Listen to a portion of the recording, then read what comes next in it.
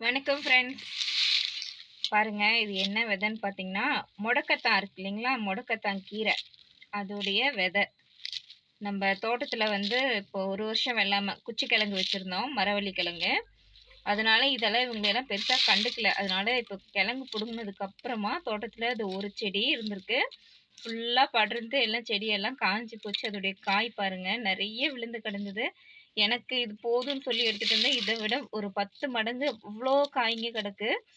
இதோடைய விதை பாருங்க, ரொம்ப அழகா இருக்கு. நானே இது வந்து ஃபர்ஸ்ட் டைம் பார்க்குறேன்.